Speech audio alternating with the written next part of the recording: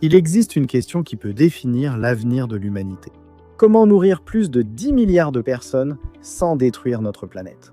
Alors que les agriculteurs produisent de la même façon depuis des millénaires, ingénieurs et scientifiques proposent une approche totalement différente.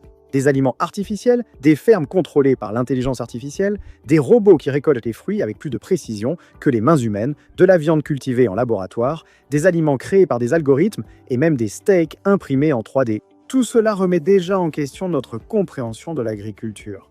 Pour certains, c'est la seule solution capable de nourrir la population du futur. Pour d'autres, c'est le début d'une transformation pouvant placer la production alimentaire mondiale entre les mains de la technologie et, plus précisément, de ceux qui possèdent ces technologies. Et la question est la suivante. Sommes-nous sur le point de résoudre l'un des plus grands problèmes de l'humanité ou simplement de créer une nouvelle forme de dépendance? Et ce n'est pas tout. Et si la plus grande innovation biotechnologique de notre siècle pour nourrir l'humanité était simplement interdite et considérée comme un crime contre la sécurité publique? Comprenons tout cela, mes amis.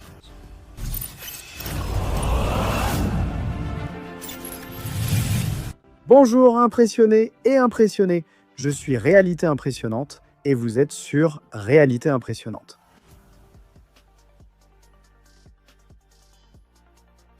Historiquement, nous avons toujours été un peu dépendants des saisons, des pluies et de la qualité du sol. Une seule sécheresse prolongée ou un gel inattendu peut détruire des récoltes entières et provoquer des augmentations significatives des prix des aliments. Et ce modèle qui a soutenu l'humanité pendant plusieurs siècles commence maintenant à atteindre ses limites face à la croissance de la population et à l'urbanisation accélérée. Pour surmonter ces obstacles, les ingénieurs ont abordé la production alimentaire comme un processus industriel précis. Des réseaux et des capteurs surveillent en continu la température, l'humidité, la concentration de dioxyde de carbone, la luminosité et les nutriments dissous dans l'eau. Des algorithmes analysent ces informations en temps réel et ajustent automatiquement chaque variable de l'environnement, créant ainsi des conditions idéales de croissance pendant les 365 jours de l'année, indépendamment du climat extérieur.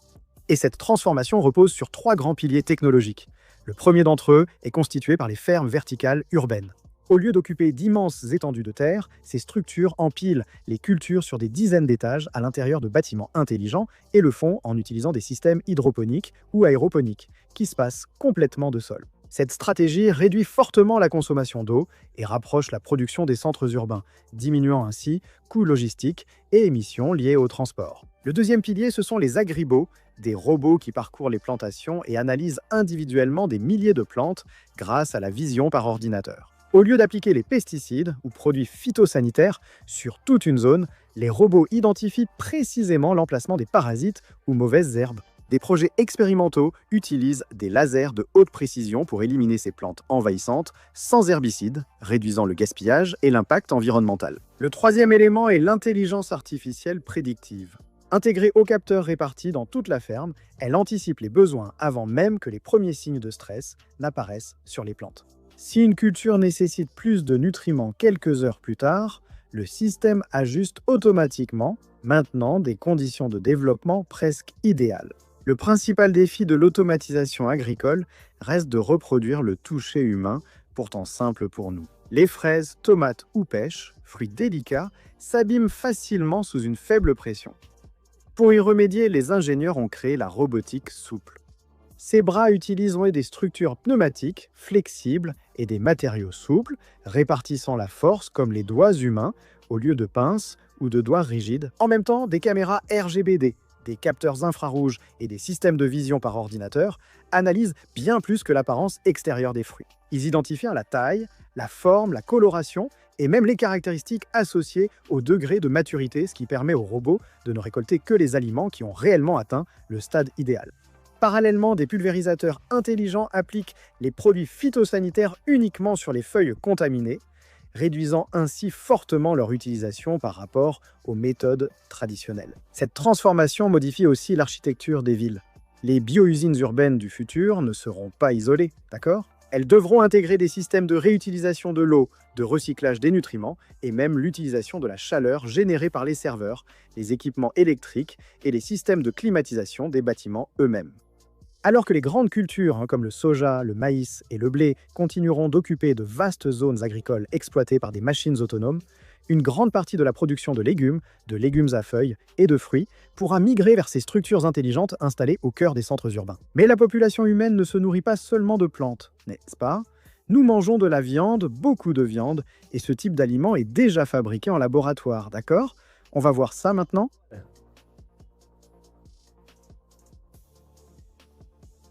L'humanité a toujours été confrontée à un défi apparemment inévitable. Produire suffisamment de protéines pour nourrir une population toujours plus nombreuse, et cela sans augmenter indéfiniment l'utilisation des terres, de l'eau et des ressources naturelles. C'est dans ce contexte qu'est née l'idée de produire de la vraie viande sans élever ni abattre d'animaux. La promesse était révolutionnaire. Avec quelques cellules prélevées, on pourrait cultiver des tonnes de tissus musculaires dans de grands bioréacteurs, tout en utilisant bien moins d'eau, de terre et en émettant moins de gaz à effet de serre. Mais au lieu d'être accueillie comme une solution pour l'avenir, cette technologie s'est heurtée à une forte résistance politique et aussi économique. La tension a commencé à prendre de l'ampleur en 2023 lorsque différents gouvernements ont commencé à voir la viande cultivée en laboratoire non seulement comme une innovation scientifique, mais aussi comme une menace potentielle pour le modèle traditionnel de production alimentaire. L'Italie a été l'une des premières nations à interdire sa production et sa commercialisation, en faisant valoir que cette mesure protégerait la culture alimentaire du pays ainsi que les activités des producteurs ruraux. Peu après, certains États américains ont imposé des restrictions légales, interrompant des milliards d'investissements dans un secteur jusque-là considéré comme l'un des plus grands paris de la biotechnologie moderne. Pour comprendre ce conflit, il faut d'abord examiner l'ingénierie de la viande cultivée. Tout commence par un échantillon de cellules prélevées sur un animal vivant, sans l'abattre. Ces cellules sont sélectionnées, multipliées et nourries dans des bioréacteurs qui reproduisent soigneusement les conditions trouvées dans l'organisme vivant. La température, l'oxygénation, les nutriments et les facteurs de croissance sont tous contrôlés en continu par des systèmes automatisés. Mais produire simplement un amas de cellules ne suffit pas. Pour créer un steak entier similaire à la viande naturelle, les chercheurs utilisent des structures microscopiques appelées échafaudages cellulaires. Elles agissent comme un squelette temporaire guidant la croissance des fibres musculaires, donnant au tissu une organisation et une texture proche de la viande classique. Cette méthode réduit fortement le temps de production des protéines. Alors qu'il faut plusieurs années à un bovin pour atteindre le poids d'abattage, un lot de tissu cultivé en laboratoire peut être produit en quelques semaines dans un environnement totalement contrôlé, sans dépendre du climat, des pâturages ou de grandes surfaces agricoles. Nous discutons souvent ici de systèmes intelligents et de meilleurs outils. J'ai donc aussi cherché une manière plus intelligente d'investir. Car honnêtement, beaucoup investissent encore en tentant de deviner la direction du marché. En fait, des études montrent que 66% des investisseurs regrettent au moins une décision d'investissement.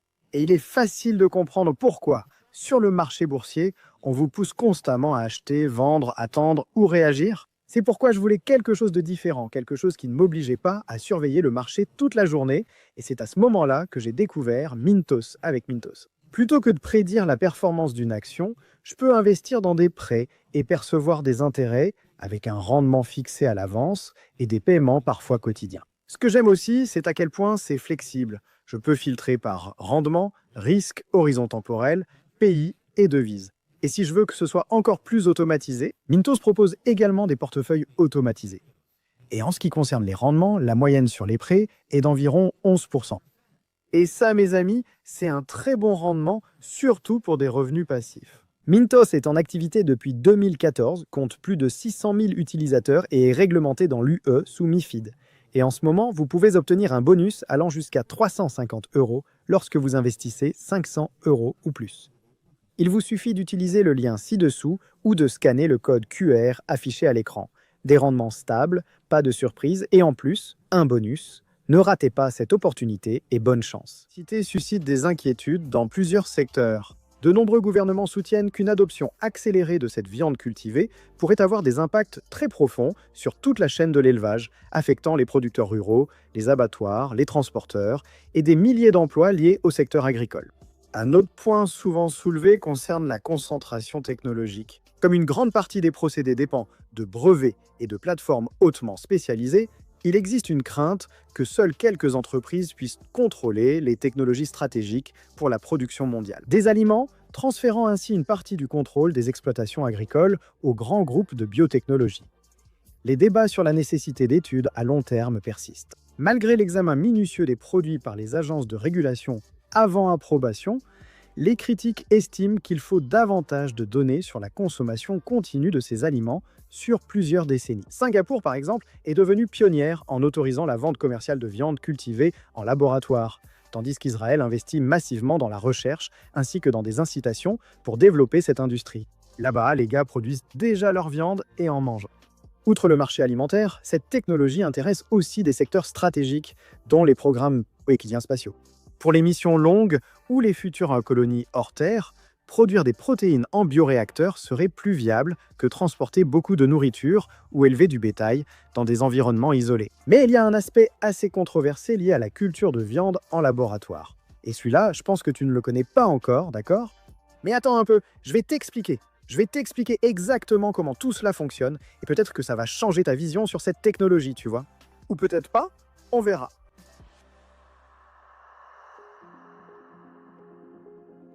La viande de laboratoire a été présentée comme l'une des plus grandes promesses de la biotechnologie moderne. Une proposition qui semblait presque un miracle de l'ingénierie et qui serait capable de produire de vrais steaks sans abattre aucun animal. Ce discours a vite attiré des milliards de dollars d'investissement et a été présenté comme une révolution pour transformer l'alimentation mondiale. Mais alors que cette technologie faisait la une des journaux et suscitait l'enthousiasme de beaucoup, un détail restait bien loin de la connaissance du grand public. Pour que ces cellules se multiplient dans les bioréacteurs, de nombreuses entreprises dépendaient encore d'un ingrédient obtenu justement auprès de l'industrie qu'elles promettaient de remplacer. Prélever des cellules musculaires sur un animal vivant est simple, mes amis. La technologie actuelle le permet déjà. Le véritable défi commence après. Ces cellules doivent se multiplier des millions de fois pour créer assez de tissus et produire une vraie nourriture prête à consommer. Laissez-moi vous expliquer plus en détail. Tout comme n'importe quelle cellule du corps, ces cellules ont également besoin de nutriments, de protéines et de signaux biochimiques extrêmement spécifiques. Le but, c'est de continuer à croître de manière saine, n'est-ce pas? C'est pour ça qu'elles ont besoin de tout cela. Et l'une des solutions trouvées par les laboratoires a été d'utiliser ce qu'on appelle le sérum fœtal bovin, connu internationalement sous le nom de FBS. Ce matériau est riche en protéines, en hormones et en facteurs de croissance capables de stimuler une division cellulaire extrêmement efficace. En pratique, il est devenu le milieu de culture le plus utilisé en recherche biomédicale et pour les premiers projets de viande cultivée. Le problème vient de son origine. Le sérum est obtenu lors du traitement de fœtus bovins provenant de vaches gestantes qui ont été abattues. Bien que son utilisation soit très ancienne dans la recherche scientifique, sa présence dans l'industrie de la viande de laboratoire a créé un énorme paradoxe. Une technologie qui a été présentée comme une alternative à l'abattage des animaux dépendait encore, en grande partie, de la chaîne d'élevage traditionnelle elle-même pour pouvoir fonctionner. Outre la question éthique, il existait aussi un autre obstacle tout aussi important, le coût. La production de sérum fœtal bovin implique un processus très complexe de collecte, de filtration et de contrôle sanitaire, ce qui en fait l'un des intrants les plus coûteux de la biotechnologie. Selon la pureté et l'application, un seul litre peut coûter des milliers de dollars. Et cela, bien sûr, rend économiquement impossible la production à grande échelle. Lorsque ce détail a commencé à gagner en visibilité, les investisseurs, les consommateurs et les chercheurs ont intensifié leur pression pour trouver des alternatives totalement exemptes de composants animaux. À partir de là, la course scientifique a alors commencé pour remplacer le sérum par des milieux de culture chimiquement définis. Plutôt que de dépendre d'un fluide biologique complexe, les chercheurs ont identifié individuellement les protéines, acides aminés, vitamines et facteurs de croissance essentiels pour ces cellules. D'autres équipes ont choisi d'autres approches. Certaines ont étudié des protéines issues de la fermentation de précision, où des micro-organismes génétiquement modifiés fabriquent des molécules identiques à celles que l'on trouve naturellement. D'autres ont étudié des extraits végétaux dérivés d'algues, de levures, de champignons et même de soja, cherchant à créer des milieux de culture beaucoup plus durables et économiquement viables. Ces avancées ont permis à plusieurs entreprises d'annoncer des procédés sans sérum fœtal bovin. Cependant, une nouvelle barrière est apparue presque immédiatement, l'échelle industrielle.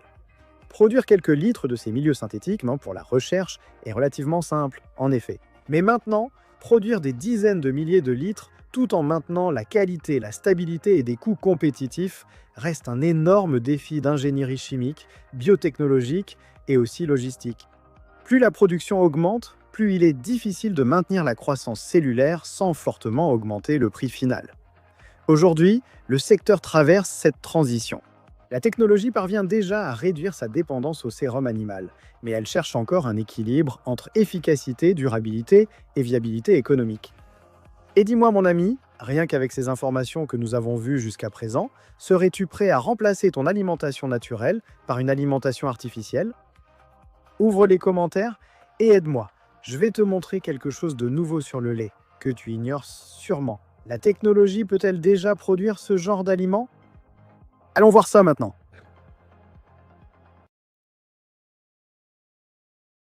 Et si je te disais que l'intelligence artificielle a découvert que mélanger du chou et de l'ananas peut reproduire exactement le goût du lait de vache?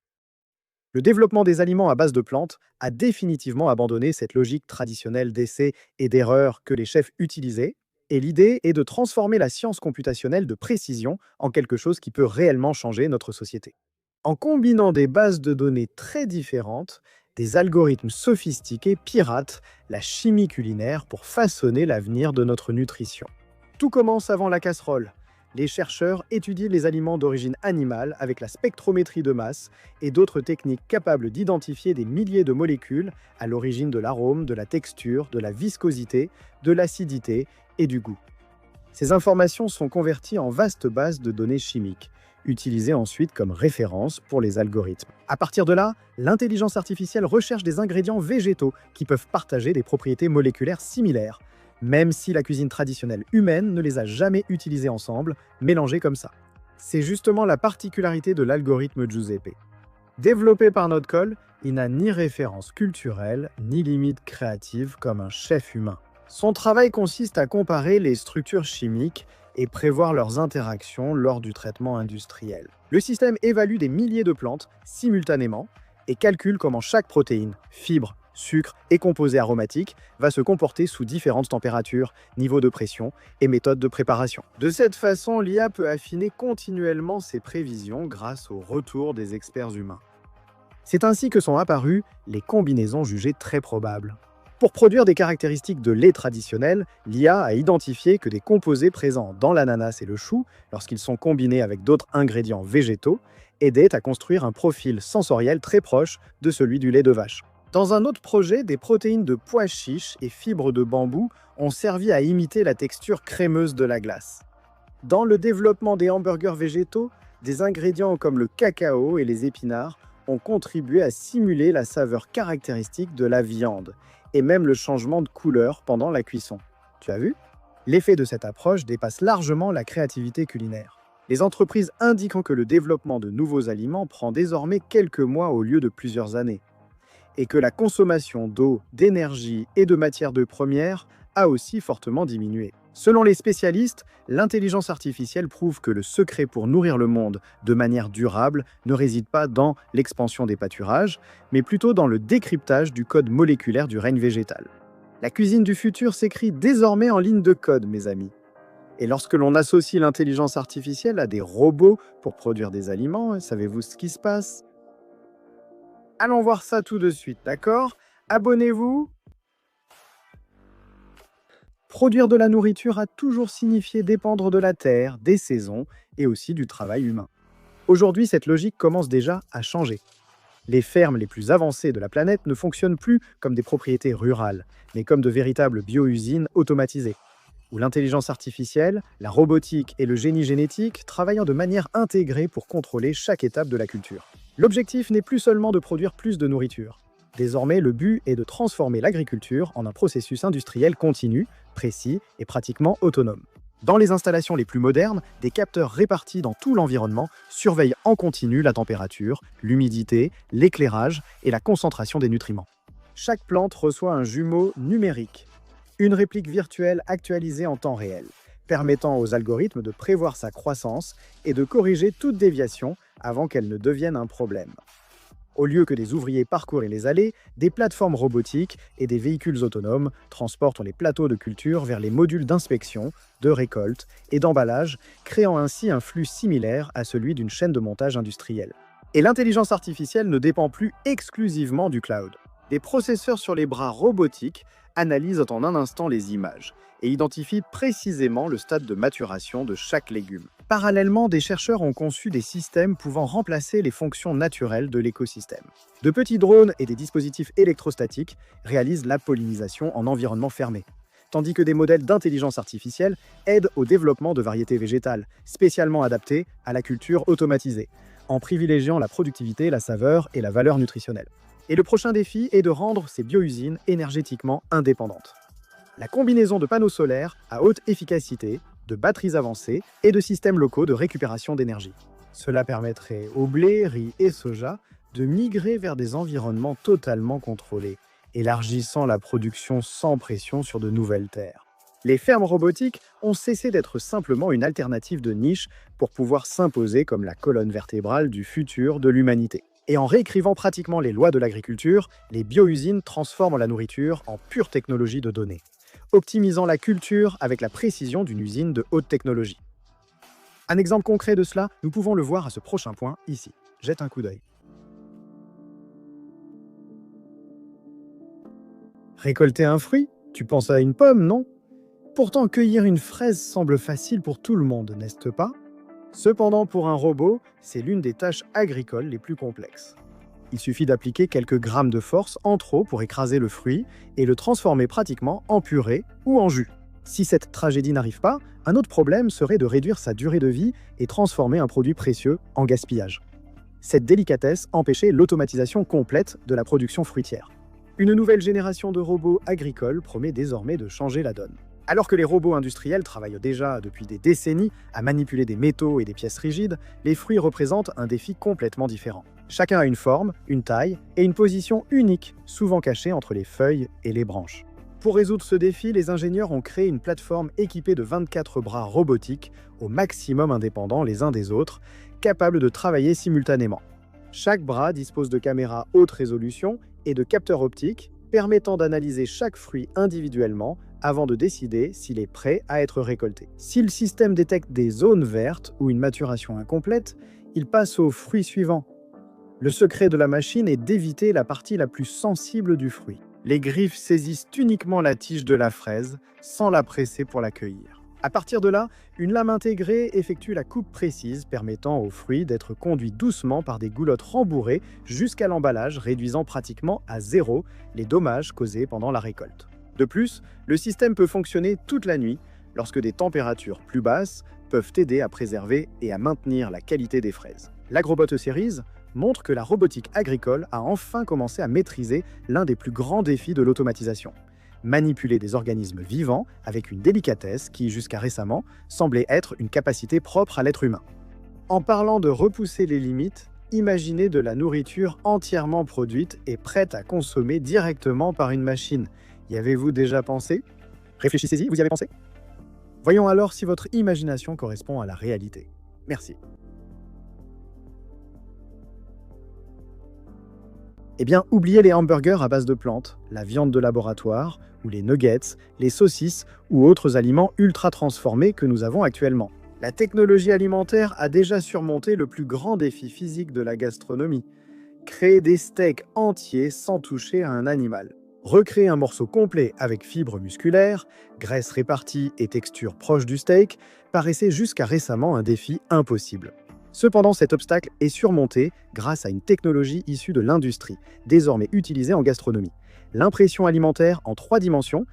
Couche par couche, les imprimantes de haute précision déposent des protéines végétales selon des motifs soigneusement calculés pour reproduire l'architecture du muscle animal. Il est à noter que la bioencre utilisée doit être suffisamment fluide pour passer à travers la buse de l'imprimante.